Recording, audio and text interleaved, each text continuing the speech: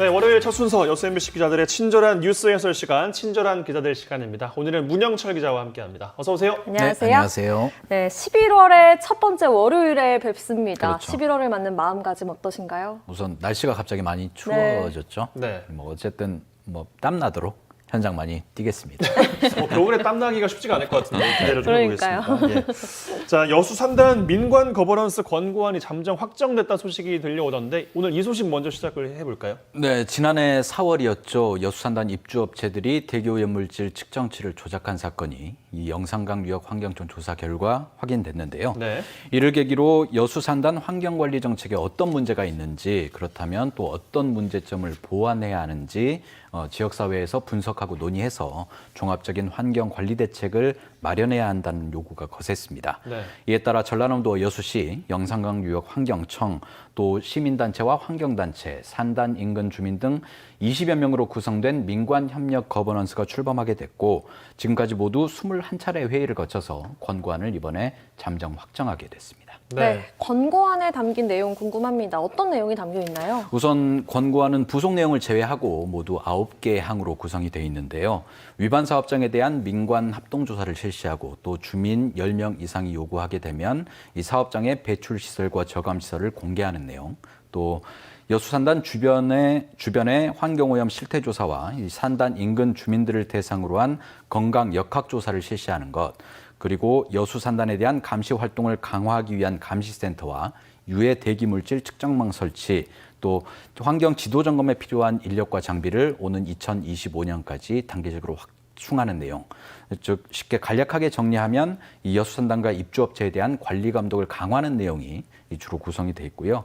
일부에서는 이 주민 보상에 대한 내용을 권고안에 넣어야 된다 이렇게 주장도 했는데 우선 거버넌스의 성격과 운영 목적에 맞지 않다 이런 의견들이 많아서 우선 권고안에서는 제외가 됐습니다. 예. 네. 그렇습니다.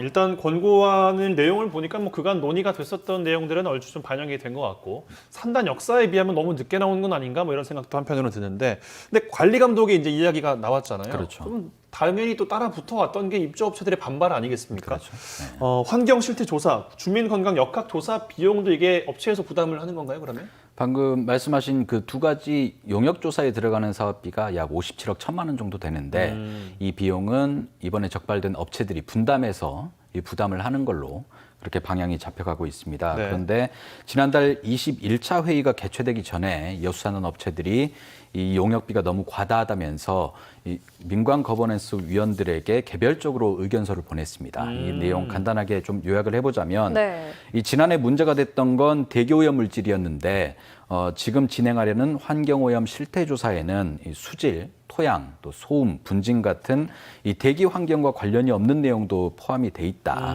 즉 대기오염으로 인한 피해를 넘어서는 부분까지 용역 범위에 들어갔고 이로 인해서 기업들이 부담해야 할 용역비가 과다하게 산출됐다는 거고요. 네. 이렇게 용역비가 과다하게 지출이 되면 기업 경영진들은 업무상 배임으로 민형사상 책임을 질 수도 있으니 용역의 세부 내용 그리고 비용 산정 근거를 제출을 해달라 이런 요구가 있었고요. 또 국립환경과학원이 국가산단 인근 주민들을 대상으로 환경오염 노출 및 건강 영향조사를 실시하고 있는데 이 거버넌스가 추진하려고 하는 용역과 조사 내용이 상당 부분 겹치니 불필요한 용역이 이루어지지 않도록 용역의 범위를 좀 조정을 해달라 이런 요구가 있었습니다. 네. 뭐 이러저러한 이유로 우리가 내야 하는 용역비가 너무 과다하다 이런 내용으로 업체들이 반발을 하고 있는 거네요. 이 업체들의 반발에 대해서 민관협의체나 지자체는 어떤 입장을 보이고 있나요? 우선 지난 21차 회의에서 위원들은 이 같은 기업들의 요구에 대해서 뭐 별다른 대응이나 발언을 하지 않았고요. 다만 전라남도가 이 기업들이 사전 협의 없이 민관협의체 위원들에게 일방적으로 이런 의견서를 보낸 것에 대해서 굉장히 불쾌한 감정을 드러냈습니다. 네.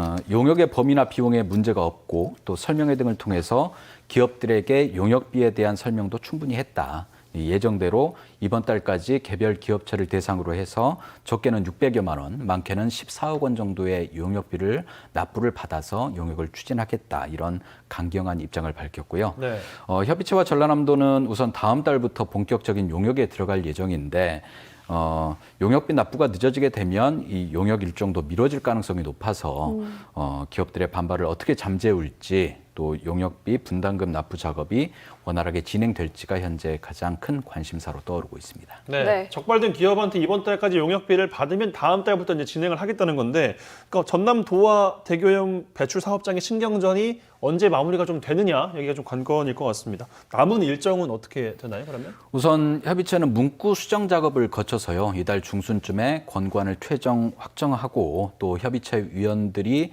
그곳에 이제 동의 서명을 하는 서명식을 가질 예정입니다. 네. 그 다음에는 이 권고안을 전라남도와 여수시 또 기업체 등에 통보를 할 예정이고요. 이 권고안의 내용도 중요하지만 가장 중요한 건 이 지자체나 기업들이 이 권고안을 성실하고 충실하게 이행하는 게 이제 가장 중요하잖아요. 네. 그래서 지자체 기업들의 이행 의지를 확인하는 이 협약식도 별도의 일정을 잡아서 추진할 예정입니다. 네, 어떻게 될지 지켜봐야겠습니다. 다음 이슈로 넘어가죠. 우리 지역의 오래된 논란거리입니다. 여수 세계박람회장 사후 활용과 관련해서 해양수산부가 계획 변경을 위한 용역을 진행하고 있다고요. 네. 이 여수 세계 박람회가 끝난 뒤에 이 박람회장을 어떤 방식으로 개발할지가 가장 큰 관심사였는데요. 결국 정부의 기본 입장은 민간의 주도적인 개발을 통해서 박람회장을 세계적인 해양 관광 리조트로 육성하겠다 이런 목표를 잡았습니다. 그런데 박람회장이 지금까지 활성화되지 못하고 있고 또 심지어 이 박람회장을 운영하는 박람회 재단까지 운영 예산을 걱정해야 하는 처지인데요. 그렇다면 민간 개발이 아니라 공공 개발, 구체적으로는 지역에 있는 공기업인 여수광양항만공사가 박람회장을 직접 개발하는 방식이 어떤가를 한번 검토해 보자. 네. 이런 취지에서 용역이 시작됐고요. 그래서 용역의 내용도 과연 항만공사가 박람회장 개발을 맡을 만한 재무적 상황이 되는지 또 투자 규모는 어느 정도고 그에 따라서 수익성은 또 어느 정도까지 나는지 이런데 지금 용역이 초점이 맞춰져 있습니다. 이달 중순쯤에 용역 결과가 발표될 예정인데요. 여수광양 항만공사도 자신들이 박람회장 개발을 맡았을 때 재정적 부담은 없는지 또 수익성은 어떤지 등을 고려하기 위해서 별도의 용역을 진행하고 있고 역시 해수부 용역이 끝나는 시점에 맞춰서 함께 발표가 될 예정입니다. 네. 결과에 따라서 지지부진했던 박람회장 개발의 향방이 좀 결정이 될 것 같습니다.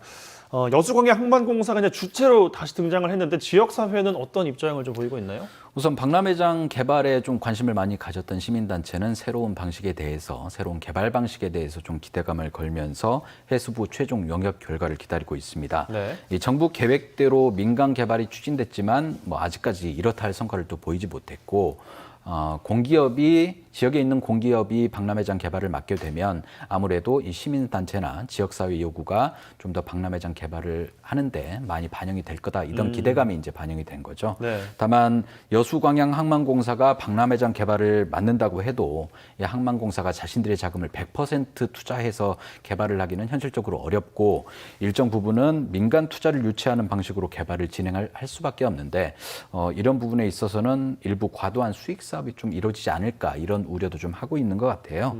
우선 시민단체는 지역 각계의 의견을 좀 모아서 박람회장 개발 주체나 바람직한 박람회장 개발 방향에 대해서 공식적인 입장을 발표할 예정이라고 합니다. 네. 공공개발의 주체로 지목된 여수광양 항만공사는 어떤 반응을 보이고 있는지도 참 궁금합니다. 사안이 워낙 크다 보니까 부담도 많이 될 것 같아요. 그렇죠. 이 항만공사라는 게 기본적으로 해운 물류 분야의 공기업이라서 박람회장 개발을 맡는데 기본적으로 조심스러운 입장인데 네. 최근에 의견을 다시 한번 물어보니까 여건이 되고 기회가 된다면 박람회장 개발이 원활하게 이루어질 수 있도록 공기업으로서의 역할을 최선을 다하겠다 이런 전향적인 입장을 밝혀왔습니다. 부담감이 없진 않겠지만 공사 입장에서는 사업의 외연을 또 확장할 수 있고 네. 그리고 항만과 연계해서 개발한다면 수익성이나 경쟁력이 충분히 있다. 이렇게 물밑으로 좀 판단을 하고 있는 것 같아요.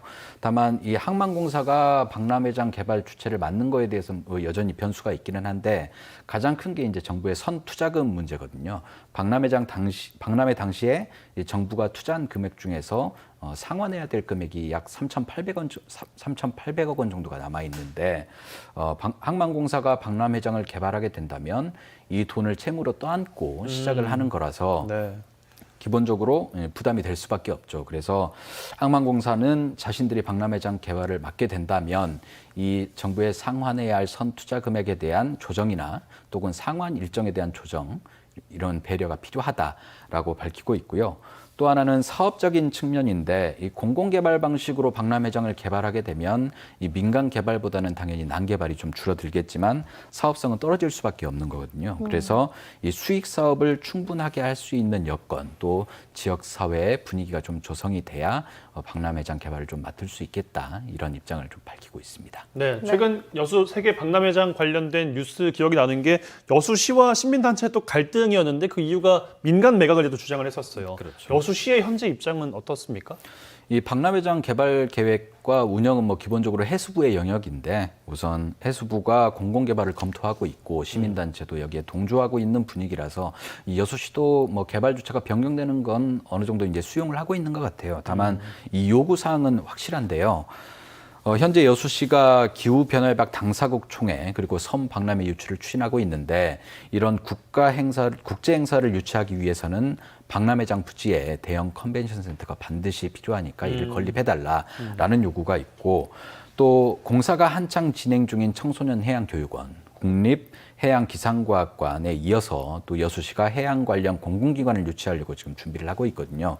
그래서 박람회장 일부 부지를 여수시가 활용할 수 있도록 지정해달라 이렇게 해수부에 요구를 하고 있는 상태입니다. 네, 이번 달 중순에 용역 결과가 나오는 대로 자세한 내용 다시 전해드리도록 하겠습니다.